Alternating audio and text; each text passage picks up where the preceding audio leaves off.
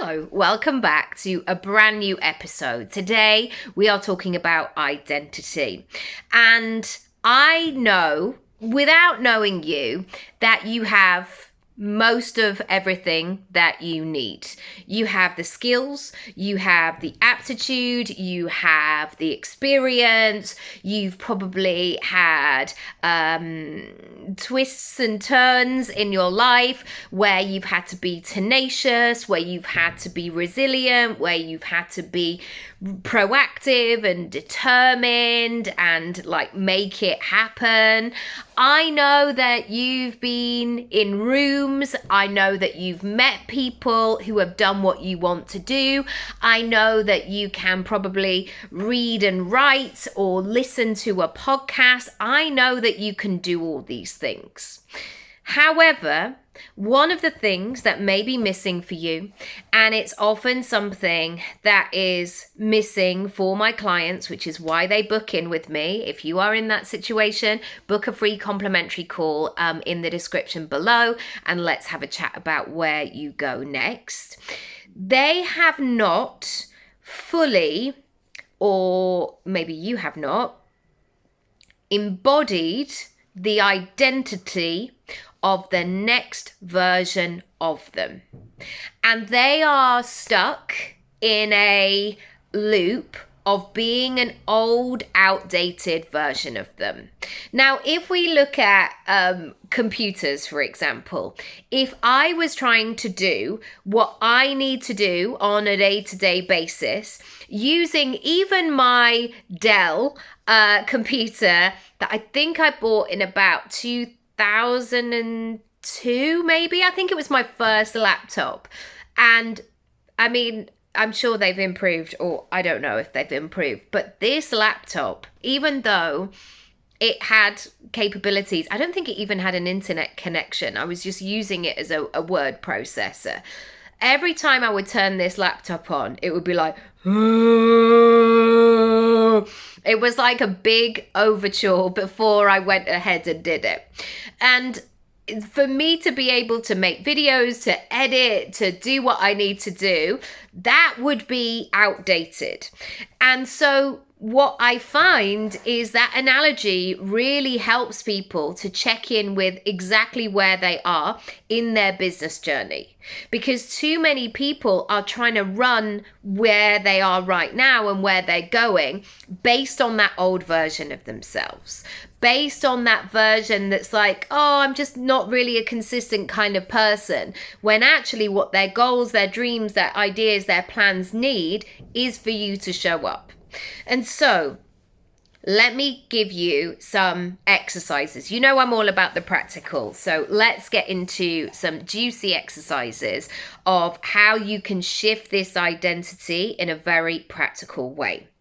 Number one, you have to be radically honest with exactly where you are right now.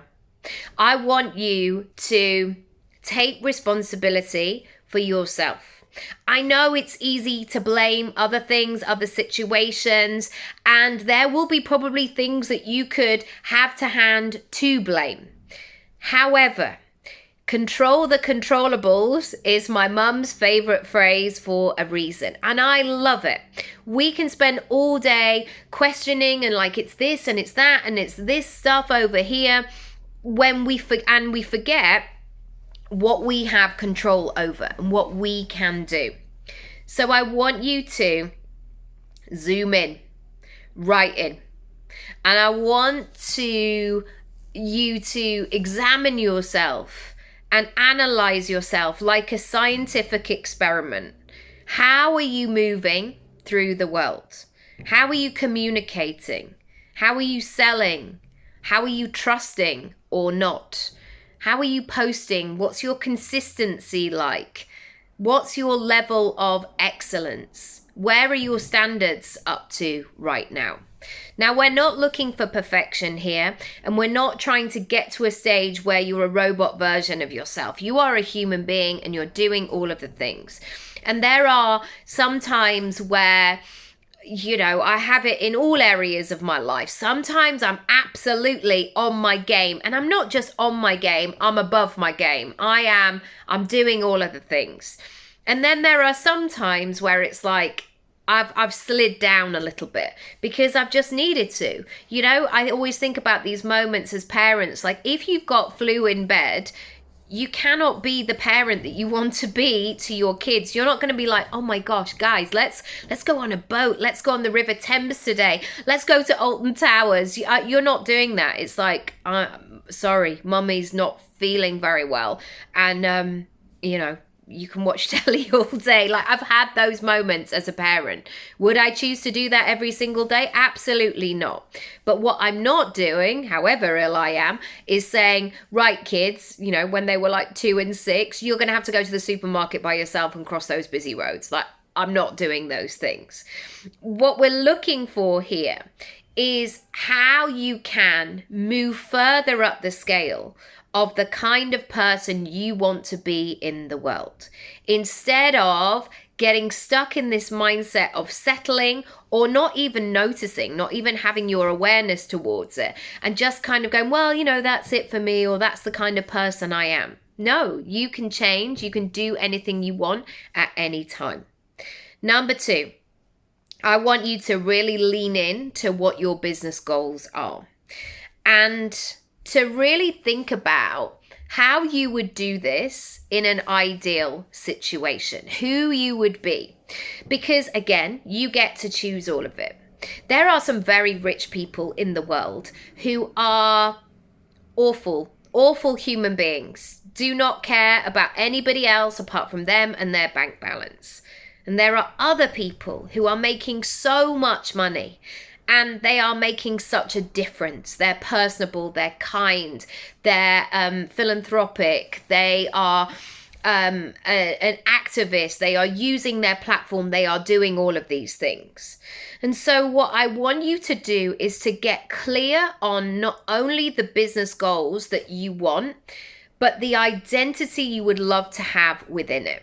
So one of the things that actually for me is, however successful or rich or famous or whatever the metric would be, I don't think that I would want like a full-time day nanny and a full-time night nanny. Like that just, it doesn't feel right for me.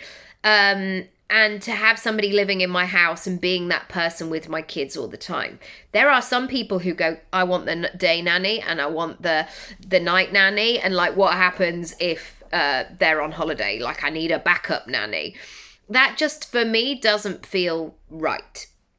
And so what I want you to do here is to set those goals, but also think about, who are you being? How would you like to do this? And get really clear on that.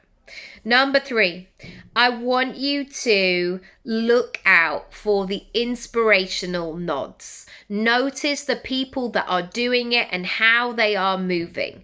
There is so much that you can learn from this. My second job out of drama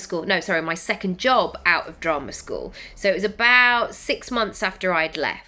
I was in a sweet position. I was pretty much the only non-famous person in this cast.